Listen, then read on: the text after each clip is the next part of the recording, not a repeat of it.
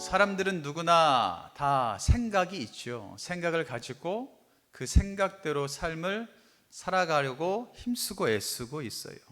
그리고 사람들이 가지고 있는 그 시선으로 세상을 바라보면서 내가 바라보는 대로 그 세상이 변해간다라는 것을 여러분들 기억하시기를 바랍니다. 내 생각으로, 내 시선으로 세상을 부정적으로 바라보면 어떻게 되는지 아세요? 모든 것들이 다 부정적으로 보여요. 그런데 반면에 내 생각과 내 시선이 긍정적으로 세상을 바라보게 된다면 어떻게 되냐면 모든 것들이 다 긍정적으로 바라보게 된다라는 것입니다. 여러분들 이러한 경험 있지 않으세요? 연애할 때 그렇잖아요. 내가 좋은 사람을 만나고 사랑하는 사람을 만나고 있으면 어때요? 세상이 다 블링블링해요. 되게 밝고 환하고 모든 것이 다 좋아 보여요. 그런데 어떤 일이 발생하냐면 헤어지게 돼요. 그럼 어떻게 되는지 아세요? 세상이 다 좋지 않아요. 세상이 다 어둡고 왜 이렇게 세상이 다 슬픈지 모든 것들이 다 그렇게 여기게 되는 것처럼 내가 생각하고 내가 바라보는 대로 내 세상은 이루어진다라는 것을 여러분들 기억하시기를 바랍니다. 과연 여러분들은 여러분들의 삶 가운데 어떻게 마음가짐을 가지고 그리고 어떤 시선을 가지고 바라보고 있는지를 한번 돌아보았으면 좋겠습니다. 특별히 우리는 신앙생활을 하고 있잖아요. 그리스도인이라고 예수님을 믿는다라고 불림받은 사람들입니다. 그러면 우리의 시선은 어디에 고정이 되어 있어야 되겠어요? 하나님에게만 고정되어야 될 줄 믿습니다. 많은 사람들이 하나님에게만 시선이 고정되어야 되는데 우리는 어디에 시선이 고정되는지 아세요? 핸드폰에 다 고정되어 있어요. 어떻게 하면 오늘은 어떤 뉴스가, 어떤 이 메시지가 있을까? 사람들은 하루 종일 고개를 숙이면서 이러고 다녀요. 그런데 믿는 사람들은 어때요? 고개를 숙이고 다니는 것이 아니라 고개를 드셔야 돼요. 드시고 하나님의 그 얼굴을 바라보시기 위해서 힘쓰고 애쓰셔야 되는 것이 우리 믿는 사람들의 모습이다라는 것입니다. 우리의 생각과 우리의 시선으로 세상을 바라보면 한계가 있어요. 우리가 얼마나 많이 보겠습니까? 얼마나 많은 것을 알 수가 있겠습니까? 많이 배워도 인간으로 생각할 수 있는 것은 한계가 있습니다. 그러나 우리 하나님은 어때요? 모든 것들을 창조하시고 우리 하나님께서는 우리의 영혼육까지 창조하신 그 하나님께서 우리가 생각하는 것보다 더 많은 것들로 우리의 삶을 인도해 주시지 않겠냐라는 겁니다. 그렇기에 우리의 시선과 우리의 마음은 하나님에게 고정하셔야 돼요. 그래야지만 하나님의 그 시선이 나의 시선이 되고요. 하나님의 그 뜻이 나의 뜻이 되는 겁니다. 그래야지만 우리가 더 큰 것을 바라볼 수 있게 되고 더 큰 믿음의 자리 가운데 설 수 있게 된다라는 것입니다. 하나님께서는 우리의 생각보다 더 큰 것을 계획하시고 우리의 삶을 인도하신다라는 것을 성경에서는 우리에게 계속해서 말하고 있지요. 그래서 우리는 그 하나님의 시선과 하나님의 생각을 가지고 날마다 살아갑니다. 그러다 보면 내 생각과 내 뜻과는 다르게 나도 이해하지 못하는 어려움이 생길 때도 있습니다. 이 어려움이 왜 있을까? 이 힘듦이 왜 내 삶 가운데 찾아올까라는 의구심이 들 때도 있어요. 그런데요, 그 모든 것들은 하나님의 그 계획 가운데 하나님께서 만들어 주시는 그 세상 가운데 일부분이라는 것을 여러분들 믿으시기를 바랍니다. 오늘 본문 말씀에 나오는 그 요셉이 바로 이러한 사람이 아니었습니까? 여러분들 요셉보다 힘든 일을 경험한 분 있으세요? 여러분들의 삶을 아무리 요셉에게 비추어 봐도 야, 요셉보다 힘든 일을 내가 겪진 않았다라는 생각이 들 겁니다. 요셉은 하나님을 믿는 사람이었고 하나님의 그 믿음대로 살았던 사람이었습니다. 그렇게 하나님께서 주신 그 마음을 가지고 하나님의 시선을 가지고 하나님께서 주신 그 안경을 쓰고 열심히 살아가는데 그 요셉이 삶에 형통한 것이 당연하지 않겠습니까? 하나님을 믿는데, 하나님의 뜻대로 살아가는데, 하나님의 말씀대로 살아가는데, 그러면 당연히 우리의 생각은 잘 되고 잘 돼야죠. 건강도 있고 물질도 있고 형통의 복도 분명히 있어야 된다라고 우리는 생각합니다. 그러나 그 요셉의 삶은 너무나 힘듦이 계속해서 찾아옵니다. 형들에게 배신을 당하고 죽음의 구렁텅이 가운데 빠지기도 하고, 더 나아가 미디안 상인들에게 팔립니다. 노예로 팔려요. 그러다가 누명까지 쓰게 되고 감옥에 갇히게 됩니다. 요셉의 삶은 계속해서 고난의 연속이었습니다. 고난을 지나니 또 고난이 있고, 고난을 넘어서니 또 환란이 있고, 환란에 넘어서니 또 죽음의 문턱 가운데 서 있게 되고, 계속해서 요셉의 삶은 힘듦과 어려움밖에 없었습니다. 분명히 요셉의 마음 가운데 이러한 생각이 있었을 거예요. 하나님, 내가 하나님을 믿는데, 내가 하나님의 그 마음을 깨닫고 그렇게 살아가는데 왜 이렇게 고난이 계속해서 찾아옵니까? 하나를 넘어서니 또 하나가 있고, 하나를 넘어서니 또 더 큰 산이 있고, 왜 이렇게 나는 힘듦밖에 없습니까? 라고 하나님을 원망했을 마음이 분명히 있었을 겁니다. 근데 그것은 저의 생각인 것 같습니다. 요셉이 그렇게 하나님께 불평불만했다라고 원망했다라는 그 말씀이 어디에도 나와 있지 않죠. 요셉은요, 그때마다 절망과 힘듦과 어려움이 있을 때마다 절망의 눈으로 바라보지 않았다라는 것입니다. 고난의 눈으로, 그리고 불평불만의 눈으로 세상을, 하나님의 뜻을 바라보지 않았다라는 것을 여러분들 기억하시기를 바랍니다. 요셉은요, 그럴 때마다, 그럼에도 불구하고 어떤 시선으로 세상을 바라보았냐면, 하나님께서 이 일을 통하여서 나를 더욱더 강건하게 하시겠구나, 하나님께서 이 일을 통하여서 나에게 더욱더 크신 일을 맡기겠구나 라는 확신을 가지고 나아갔다라는 것입니다. 그 믿음을 가지고 끝까지 하나님을 바라보며 걸어갔던 사람이 바로 요셉이다라는 것을 여러분들 기억하시기를 바랍니다. 우리에게도 그 시선이 필요하겠죠. 우리에게도 요셉이 가졌던 그 믿음이 있기를 간절히 축복합니다. 믿음을 지키면서 세상을 살아가는 것, 그 믿음을 지키면서 세상을 살아가는 것 너무나 힘들고 어렵습니다. 그러나 그 믿음대로 살아간다라고 하지만 때로는 내 삶 가운데 장애물들이 너무나 많이 나타날 때도 많이 있지요. 그때 필요한 것은 다른 것이 아니라 세상을 바라보는 불평의 눈이 아니라, 부정의 눈이 아니라 하나님의 눈으로 세상을 바라보는 여러분들 되시기를 간절히 바랍니다. 하나님께서 함께 하신다는 그 확신, 하나님께서 이 믿음, 이 역경을 이길 수 있도록 은혜를 주신다라는 그 믿음을 여러분들 꼭 소유하시기를 간절히 바랍니다. 잘못된 시선을 가지고 살아가게 된다면 우리는 넘어질 수밖에 없죠. 계속해서 넘어지게 되면 어떻게 돼요? 포기하게 됩니다. 아유, 내가 일어나봤자 또 넘어지겠지, 내가 힘쓰고 애써봤자 또 더 어려움 가운데 빠지겠지 라고 하면서 자포자기하는 경우가 많이 있습니다.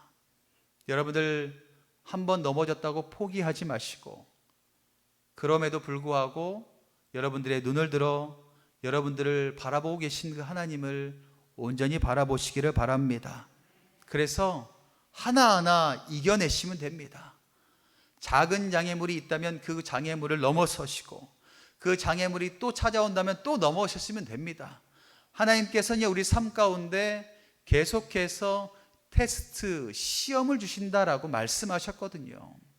그 시험을 통과하게 되면 우리의 그 믿음의 그릇은 계속해서 커지게 돼요. 그 믿음의 그릇이 커지게 되면 여러분들이 삶 가운데 하나님께서 사용하시는 그 놀라운 그 은혜를 더욱더 많이 경험할 수 있다는 것을 여러분들 믿으시고, 여러분들의 그 삶의 시험을 하나님의 시선으로 말미암아 이겨내시기를 간절히 축복합니다. 그렇게 요셉도요, 삶의 고난이 하나하나 계속해서 찾아옵니다. 그럴 때마다 요셉은 기도함으로, 믿음으로, 하나님의 그 시선으로 그런 것들을 이겨냅니다. 그리고 하나님께서 말씀하신 최종 목적지에 딱 도달하는 은혜를 경험하게 됩니다. 사랑하는 성도 여러분, 여러분들도 하나님께서 분명 계획하신 목적지가 있습니다. 그 목적지에 이를 때에 쉽게 가면 너무나 좋죠. 왕복 8차선 대로처럼 뻥 뚫려 있으면 얼마나 좋겠어요. 근데 여러분들, 우리 교회 가운데 올 때 어떠세요? 8차선 도로, 그리고 오른쪽으로 꺾으면 2차선으로 줄어듭니다. 그러다 또 교회에 올 때 어때요? 길이 하나로 줄어들어요.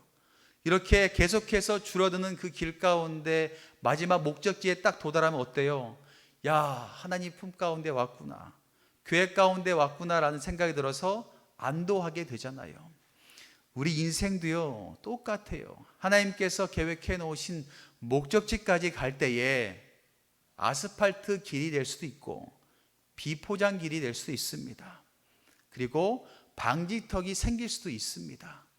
그러나 그런 것들을 다 이겨내고 여러분들이 그 목적지에 딱 도달하게 된다면 그때는 하나님께서 그래서 나에게 이러한 길을 인도해 주셨구나라는 것을 깨닫게 된다라는 것입니다.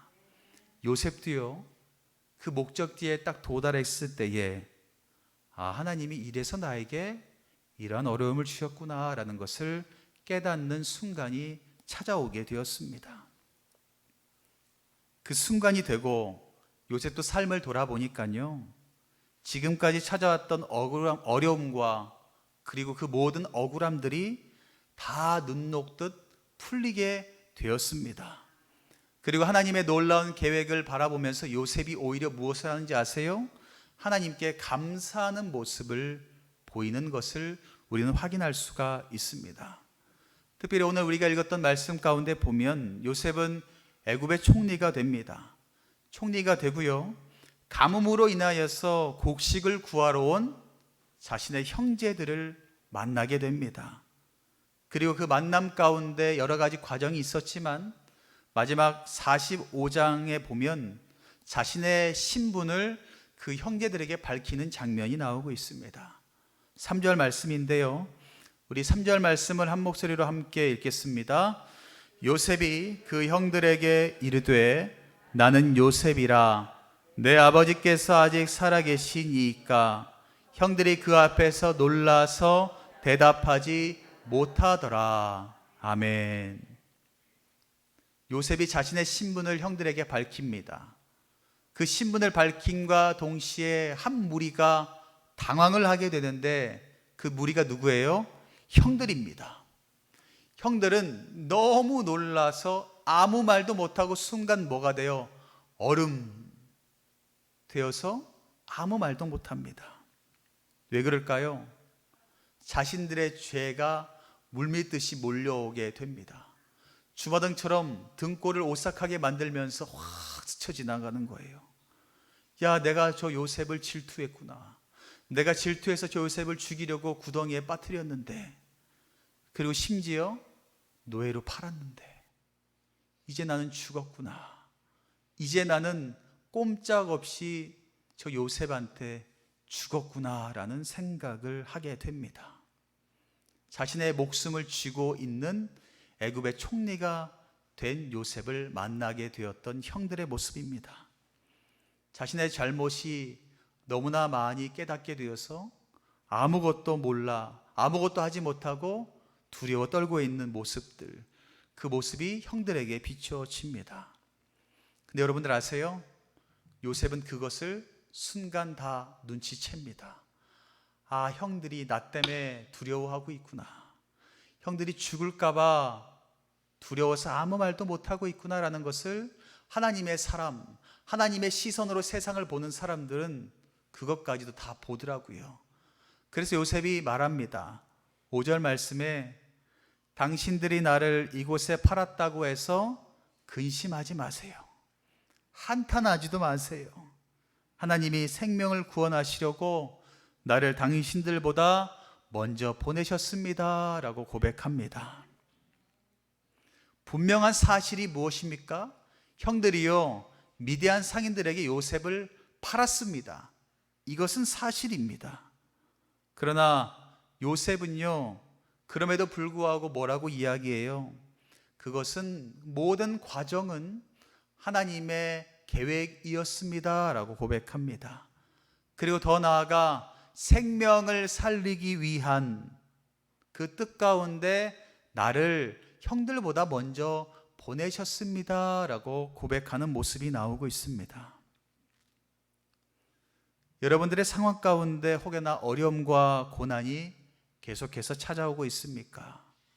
이해할 수 없는 그 난처한 상황들이 계속해서 반복해서 나타나고 있습니까?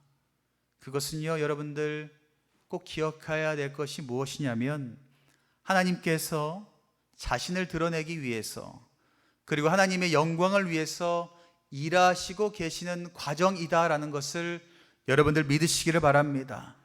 믿음의 눈으로 하나님께서 어떻게 일하시는지를 여러분들 꼭 바라보시기를 바랍니다. 그렇게 요셉은 그 총리의 자리 가운데 서서 그 형들의 그 앞에 딱 서서 그때에 깨닫게 됩니다. 아, 이때를 위해서 하나님께서 나에게 고난을 주셨고 이때를 위해서 하나님께서 나를 사용하셨구나 라고 고백을 하게 되었다라는 것입니다. 그러면서 뭐라고 이야기해요? 첫 번째, 나를 보내신 이유는 하나님의 영광을 위해서 나를 보내셨습니다 라고 고백합니다. 여러분들도 여러분들의 삶은요, 여러분들을 위해서가 아니라 하나님의 영광을 위해서 여러분들의 삶을 허락하셨다는 것을 믿으시기를 바랍니다. 여러분들이 성공하셨다면 하나님의 영광을 위해서 그 성공의 자리 가운데 세워주신 겁니다. 여러분들에게 건강의 복을 주셨다면 하나님의 영광을 위해서 여러분들에게 건강의 복을 주신 겁니다. 여러분들에게 물질을 허락하셨다면 하나님의 영광을 위해서 그 물질을 주셨다는 것을 여러분들 꼭 기억하시고 하나님의 영광 가운데 그것들을 사용하시기를 간절히 바랍니다. 또한 요셉은 또한 무엇라 이야기합니까? 하나님께서 나를 세워주신 것은, 형들 앞에 세워주신 것은 다른 것이 아니라 가족들의 부족함을 채우기 위해서라고 고백하고 있습니다. 11절 말씀에 요셉이 이야기해요. 흉년이 아직 5해가 있으니 내가 거기서 아버지를 봉양하리이다.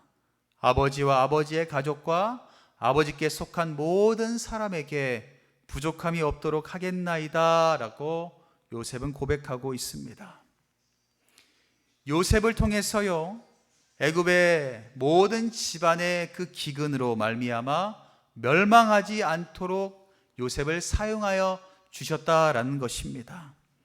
또한 요셉을 통하여서 그 가정뿐만 아니라 그 애굽에 있는 모든 주변에 있는 사람들까지도, 그 백성들까지도 요셉으로 말미암아 7년의 그 대기근의 죽음에서 건져내시기 위한 하나님의 구원의 섭리가 있었다라는 것입니다.